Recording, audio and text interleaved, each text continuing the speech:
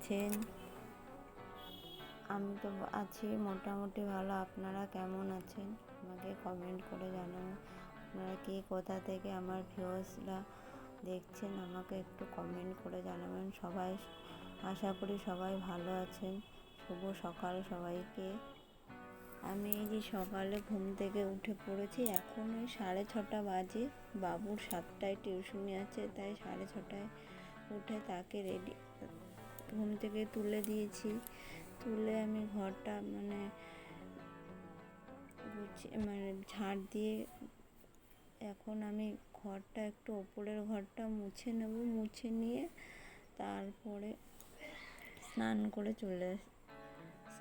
চলেও এসেছি। এসে একটু গাছে জল দিলাম। এবার বিছানাটা তুলে নেব, কেননা সকাল নিচের কাজ অনেক থাকে, তাই আমি বিছানাটা পরে তুলব বলে আমি ওগুলো কাজগুলো সেরে এসেছি। দিয়ে এখন বিছানাটা একটু ভালো করে তুলে নেবো, ঝেড়ে নেবো। রাত্রে এমন করে শোই, সব ঘুমায়, বিছানার চাদর পুরো গুটিয়ে এক জায়গায় হয়ে থাকে। বিছানাও তুলে হয়ে গেল, একটু জল খেয়ে নিলাম। আমার আবার একটু গ্যাসের সমস্যা আছে, তাই একটু গ্যাসের ওষুধ একটা খেয়ে নিয়েছি। রেগুলারই খাই, মাঝে সাঝে বাদ দিই। চা করে নিয়ে একটু উপরে চলে এলাম। এই যে বেডে বসে একটু চা খেয়ে নিচ্ছি, একাই খাই। এই যে রান্নাঘরে চলে এসেছি। এখন রান্নাঘরের এবার কাজ সারতে হবে। ভাতটা এক পাশে বসিয়ে দিয়েছি, ও পাশে ভাত বসিয়ে দিয়ে এই পাশে স্ল্যাবটা একটু ক্লিন করে নিচ্ছি। রাত্রেই আমি বাসন মেজে সমস্ত পরিষ্কার করে রেখে দিই, বেসিন সব। একটু সকালে একটু মুছে নিই। রাত্রে আমি বাসন ফেলে রাখি না, এঁঠো বাসন আমি সব রাত্রে মেজে রেখে দিই। আর আমাদের বাসনটা ওখানে মেজে করে জল সব ঝরে যায়, কোনো ব্যাপার না। ভাতটাও চাল ধুয়ে বসিয়ে দিলাম। বসিয়ে দিয়ে এখন এই যে খাবার টেবিলটা একটু মুছে নিলাম। রাত্রে আমার দেওর অনেক রাতে বাড়ি এসেছিলো, এঁঠো ছিল, খেয়েছিল। আমরা তো তখন ঘুমিয়ে পড়েছি। বাবু টিউশনি পড়ে চলে এসছে। আর আমাদের বাড়ি বলবো না, 3টে বেড়াল বাচ্চা কোথা থেকে এসে যেতেই চায় না। এই যে উঠোনটায় বসে খেলবে করবে, বাচ্চাকে নিয়ে বাবু ওই করছে, এই আর ম্যাও ম্যাও করছে। ওকে দেখলে কি করে, 3টে বাচ্চা এত খেলে উঠোনে, দৌড়াদৌড়ি খুব, দেখলে আপনারই ভালো লাগবে। বাবুকে একটু চা দিয়ে দিলাম, বিস্কুট টিউশনি পড়ে চলে এসছে। এখন 10টা মতন বাজে, একটু চা বিস্কুট খেয়ে নেবে, তারপরে টিফিন করবে, ব্রেকফাস্ট করবে।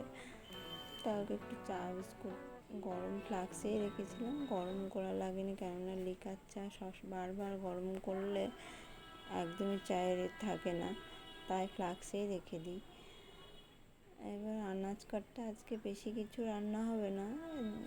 আমের চাটনি করব, একটু ডিমের ঝোল করব, ডিম সিদ্ধ বসিয়ে দিয়ে আনাজ কাটতে চলে এসেছি। আর একটু ওই কাঁঠালের দানা দেখলেন ছাড়াচ্ছিলাম, ওটা দিয়ে আলু বেগুন দিয়ে একটু নিরামিষ তরকারি করব। কারণ আমার একটা মাসি শাশুড়ি থাকে বিধবা, তিনি নিরামিষ খায়, তার জন্য ওটা নিরামিষ করে দেবো। তরকারি এদিকে ডিমটা সিদ্ধ হয়ে গেছে, এদিকে তরকারি বসিয়ে দিয়েছি আনাজ কেটে। নিরামিষ তরকারিটা হয়ে গেছে, আগে আমি নিরামিষ করে নিই, কেননা আমাদের নিরামিষ আমিষ দুটো আলাদা আলাদা হয়, আলাদা জায়গায় আলাদা, সমস্ত আলাদা। নিরামিষ আগে করে আলাদা রেখে তারপরে আমিষ হয়। ডিমের তরকারিটা বসিয়ে দিয়েছি। আর আমাদের একটা কথা, আমাদের কোনো সময় সিদ্ধ ডিম ভাজি না, ওই সিদ্ধ ডিমই কেননা গ্যাসে হয়, আমার শাশুড়ি পছন্দ করে না, তাই ওই সিদ্ধ ডিমই তরকারিতে দিই। ডিম তেলে ভাজি না, মাঝে সাঝে ভাজি, কিন্তু সবসময় ভাজি না। দেখলেন ডিমগুলো সে সাদাই রয়েছে, হলুদ হয়নি, ঝোলে দেখতেই পেলেন। তারপর রান্না তো কমপ্লিট। এখন বেসিনটা একটু ক্লিন করে, আমি রেগুলার বেসিন এই সার্ফ দিয়ে মেজে স্কচব্রাইট দিয়ে ঘষে পরিষ্কার করে নিই। পরিষ্কার করে তারপরে আমি পরিষ্কার করে উনুনটাও একটু সাবান দিয়ে ভালো করে ক্লিন করে মুছে নেব। আর এই যে এই বসানো পাথরগুলো টাইগুলো বসানো, ওগুলো আমি রেগুলার একটুখানি মুছে নিই যাতে নোংরা না পড়ে। উপরটা বেশি মোছা হতে পারে না, মানে একটু উপরে জানালার উপরে সাইডগুলো যতটা হাতে পাই ততটাই মুছে নিই, একটু সাবান দিয়ে ঘষে নিই। আর ওপরটা সপ্তাহে একদিন মুছি, চেয়ারে উঠে দাঁড়িয়ে মুছতে হয় তো, প্রচণ্ড রিস্কের, তাই। যাই হোক, রান্নাঘর ক্লিন হয়ে গেল। রান্নাঘর এবার আমার দেওরের ঘরটা এসে আবার জামা কাপড় অগোছালো, ওগুলো একটু আবার ভাঁজ করে, আমার তো উপরের কাজ আগে সকালেই কমপ্লিট করে রেখে আসি, গরমে আর উঠি না। এবার নিচে দেওরের ঘরটা, শাশুড়ির ঘরটা যাই হোক পরিষ্কারই করা থাকে, আমি মাঝে মাঝে করে দিই, অতটাই হয় না। এই যে কম্পিউটার, মানে এই একটু ধুলো পড়ে যায় টেবিলে, আর বুঝতেই পারছেন ছেলেরা কোনো সময় গুছিয়ে রাখে না, সে আমাকে মাঝে মাঝে টেবিলটা একটু গুছিয়ে দিতে হয় আর কম্পিউটার একটু মুছে দিতে হয়, যে যতটা পারি করে দিই। দেওর তো বিয়ে করেনি এখনো, ব্যাচেলার, মানে বিয়ে আদৌ করবে কিনা ঠিক নেই, 42 হয়ে গেছে, আর হয়তো হবে না, আমাকেই সব করতে হয়, ওরের কাজ বরের সমস্ত। বলবো, ঘরটাও মুছে নিচ্ছি, দেওরের ঘরটা। সে অফিসে খেয়ে অফিসে বেরিয়ে গেছে সকালে, মানে 10টার দিকে বেরিয়ে যাই খেয়ে অফিসে, তারপরে ঘরটা ফাঁকা থাকে, আমি পরিষ্কার করে এই ঘরেই, গরমে তো এই ঘরেই বেশি থাকি। টিভি আছে, কম্পিউটার আছে, ছেলে কম্পিউটারে দেখলে আমি একটু টিভি দেখি।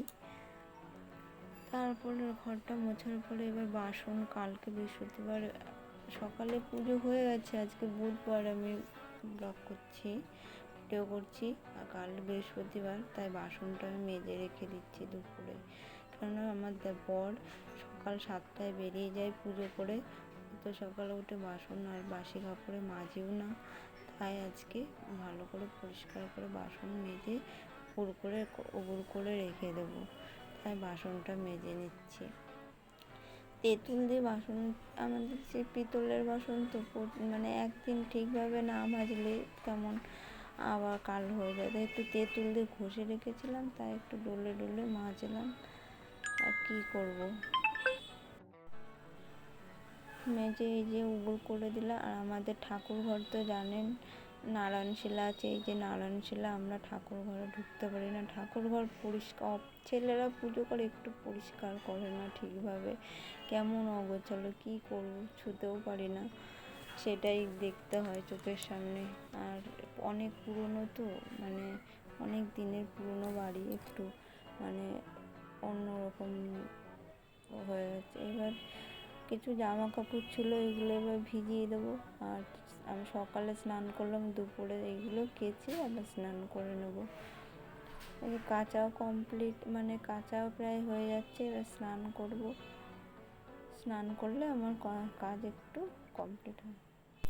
এই চানটা করে এসে বসলাম, মানে সকাল থেকে যা গরম, তারপরে সকালে একবার স্নান করেছি, সমস্ত বাসি কাজ সেরে স্নান করে আবার রান্নাঘরে ঢুকেছি, সমস্ত রান্নাঘরের কাজ, নিচের ঘরের সমস্ত কাজ সেরে আবার সেই ঘেমে আছি, আবার কাচাকুচি করে স্নান করে একটু বসলাম।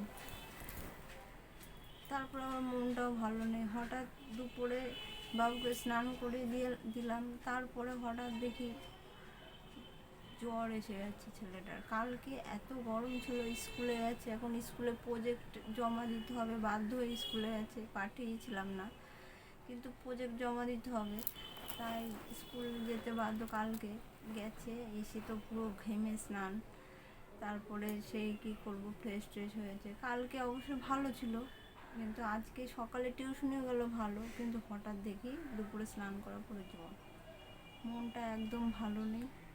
আর যেটুকু ব্লগ করেছি এইটুকুই আজকে লাস্ট, আর দিতে পারবো না, কেননা একদম ছেলেটাকে নিয়ে ব্যস্ত, জ্বর এলে সহজে জ্বর যায়ই না, মানে।